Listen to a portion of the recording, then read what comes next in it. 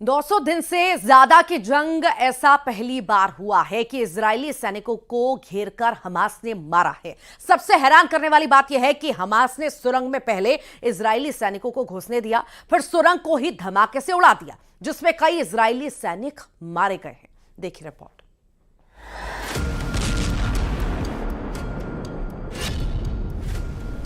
मारे इजरायली सैनिक, हमास का खूनी हमला। हमास का ये वीडियो दिल दहला देने वाला है। 200 दिन की जंग के बाद एक बार फिर से इजरायली सैनिकों पर हमास ने बेहद खूनी और घातक हमला किया है। जरा इस वीडियो को देखिए। हमास के लड़ाके एक सुरंग से इजरायली सैनिक को घसीटकर बाहर की तरफ ले जा रहे हैं। हमास ने अपने इस वीडियो में दावा किया है कि हमने सुरंग युद्ध में इजरायली सैनिकों को न सिर्फ जान से मार डाला है, बल्कि कई इजरायली सैनिकों को बंधक बना लिया है।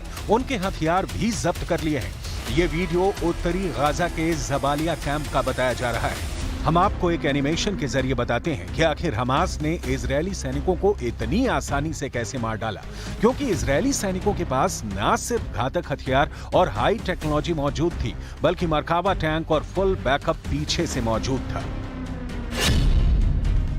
हमास के दर्जन भर लड़ाकों ने सबसे पहले जानबूझकर सुरंग में अपनी लोकेशन इजरायली सैनिकों को दिखा दी। जैसे इजरायली सैनिकों को लगा कि सुरंग के अंदर दर्जनों हमास के लड़ाके छिपे हैं, वो तुरंत घातक हथियारों के साथ सुरंग में घुस गए। सुरंग में इजरायली सेना की स्पेशल यूनिट के कमांडो घुसे थे। जैसे ही हमास का पीछा करते हुए इजरायली सैनिक सुरंग में घुसे, तभी सुरंग में हमास ने जोरदार धमाके कर दिए और उन पर गोलियों की बौछार कर दी।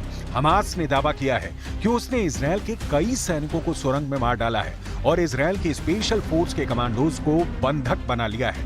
अल कसम ब्रिगेड्स के प्रवक्ता अबू उबैदा ने कहा, हमारे लड़ाकों ने इजरायली सेना को लालच देकर एक सुरंग के अंदर हमला करवाया और फिर इजरायली सैनिकों को मार डाला। खून के आंसू रोए नेतन्याहू 200 दिन बाद बदला। 7 अक्टूबर 2023 के बाद से इजरायली सेना गाजा पट्टी को 80% तक तबाह कर चुकी है, लेकिन हमास के लड़ाकों को खत्म नहीं कर पाई है। हैरानी की बात तो यह है कि हमास के लड़ाके अब उन जगहों पर हमला कर रहे हैं जहां नेतन्याहू दुनिया के सामने दावे कर रहे थे कि उत्तरी गाजा और जबालिया इलाके से हमास के लड़ाकों का पूरी तरह से खात्मा कर दिया गया है। लेकिन हकीकत में हमास के लड़ाके न सिर्फ दक्षिणी गाजा के शहर रफा में हमले कर रहे हैं, बल्कि उत्तरी गाजा में भी इजरायली सेना पर रॉकेट लॉन्चर और हथियारों से हमले कर रहे हैं। कब्र से निकला हमास, जबालिया में फंसा इजरायल। इस वक्त इजरायली सैनिक रफा, उत्तरी गाजा, दक्षिणी गाजा, गाजा सिटी और मध्य गाजा में जंग कर रहे हैं।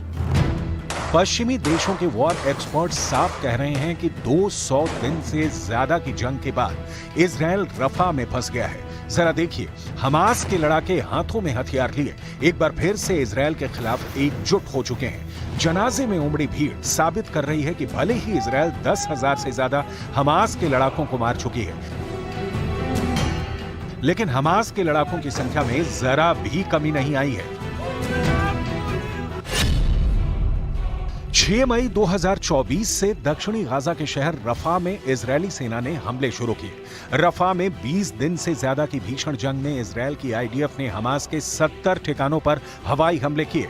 इजरायल की आईडीएफ ने दावा किया है कि उसके सैनिकों ने मरकावा टैंक और भारी हथियारों के साथ रफा में ग्राउंड ऑपरेशन किए हैं, जो सफल रहे हैं। आईडीएफ का कहना है कि इजरायल के इस ऑपरेशन में 50 से ज्यादा हमास लड़ाके पूर्वी रफा में मारे गए हैं। इसके अलावा हमास की दर्जनों सुरंगों को तबाह कर दिया गया है।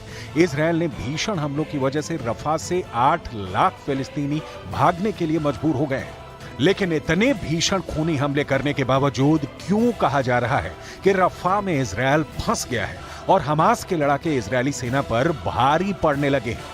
हमास को जड़ से मिटाने की कसम खाए बैठे इजरायल ने गाजा पट्टी पर जबरदस्त तरीके से बमबारी की है। तास की रिपोर्ट के मुताबिक हमास पोलित ब्यूरो के सदस्य ओसामा हमदान ने बताया था कि 7 अक्टूबर से लेकर 6 नवंबर 2023 तक गाजा पर 35,000 टन विस्फोटकों से भरे बम गिराए गए हैं। इससे अंदाजा लगाया जा सकता है कि हमास को मिटाने के लिए इजरायल को कितनी भारी कीमत चुकानी पड़ रही है। इधर तमाम दबावों के बावजूद नेतन्याहू रफा में खूनी जंग पर उतारू हैं। हमास की सशस्त्र शाखा एज़ेदीन अल कसम ब्रिगेड ने कहा है कि उसने इजरायल के अश्कलोन बंदरगाह की ओर रॉकेटों की बौछार की और उत्तरी गाजा में जबालिया शरणार्थी शिविर में एक इजरायली कमांडो सेंटर को निशाना बनाया। हमास का दावा है कि इजरायल के सबसे घातक मरकावा टैंक को तबाह कर रहा है। उनके दर्जनों सैनिकों को हफ्ते भर में मार चुका है। हमास के ये दावे साबित करते हैं कि हमास रफा में इजरायली सेना को अपने जाल में फंसा चुका है। हमास के दावे के मुताबिक इजरायल की तरफ से गिराए गए बम परमाणु बमों से होने वाले नुकसान से भी ज्यादा है।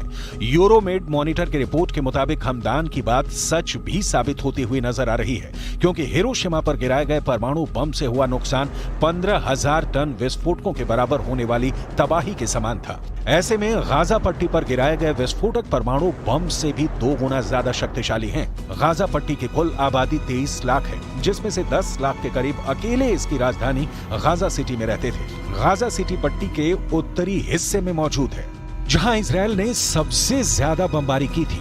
इधर प्रधानमंत्री नेतन्याहू ने रफा में ऑपरेशन नकबा जैसी जंग शुरू कर रखी है, जिसकी वजह से 15 लाख फिलिस्तीनी रफा से भागने को मजबूर हो रहे हैं। गाजा युद्ध अब उस दौर में पहुंच चुका है जहां लाशें गिनना भी मुश्किल हो गया है। लेकिन अब सवाल उठता है, आखिर 200 दिन की जंग के बाद भी हमास इजरायली सैनिकों को मारने और बंधक बनाने का दावा कैसे कर रहा है? कहीं ऐसा तो नहीं कि इजरायल को गाजा जंग बहुत भारी पड़ रही है?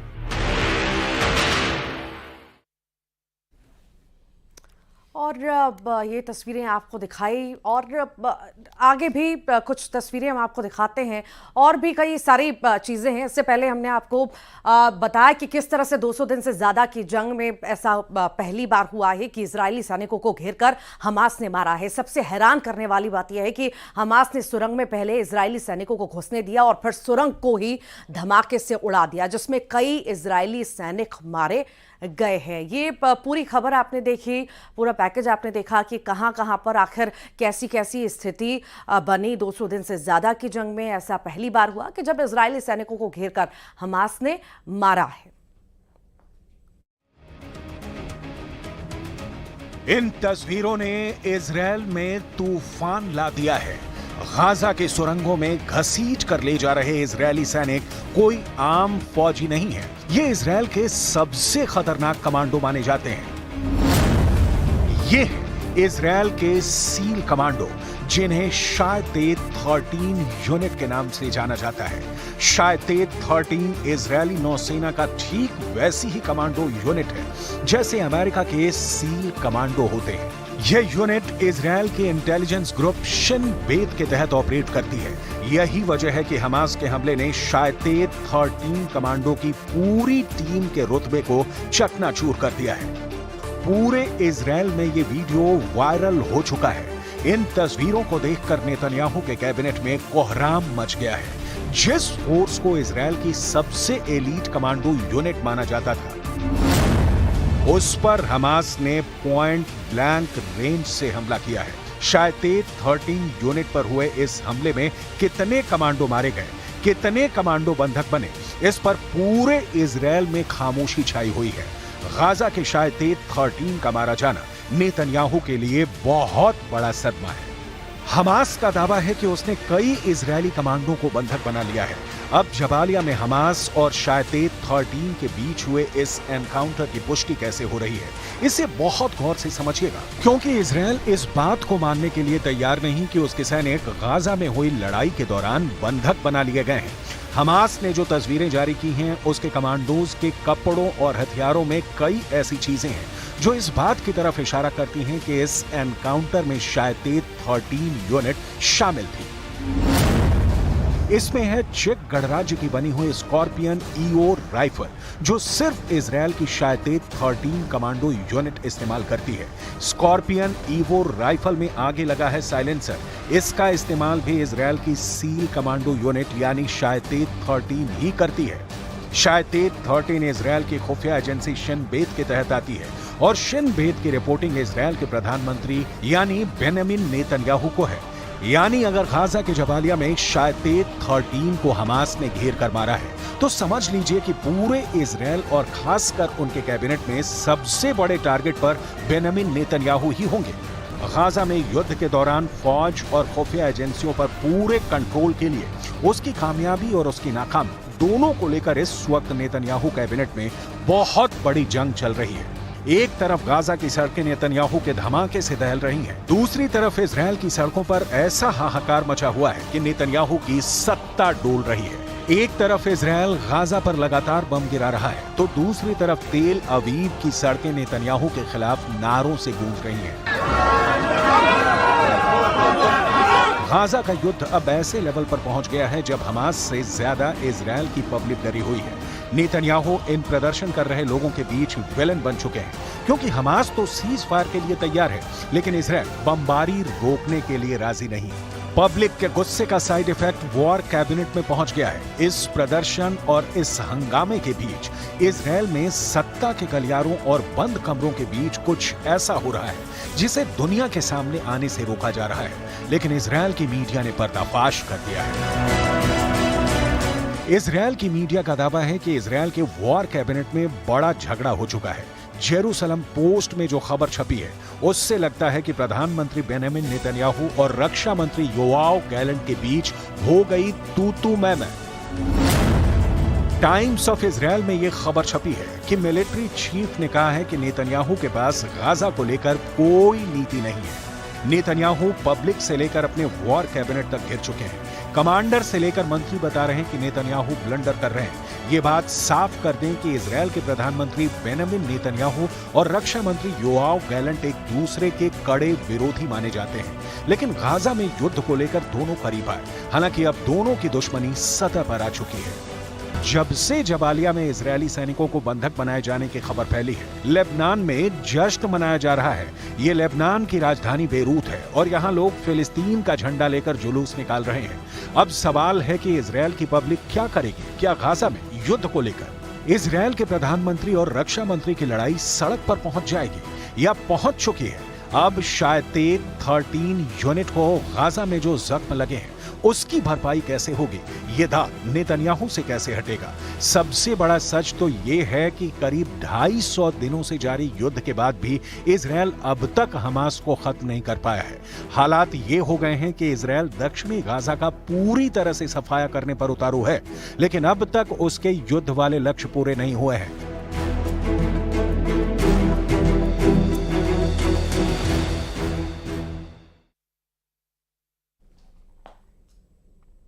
और इसी के साथ ही फिलहाल के लिए इतना ही।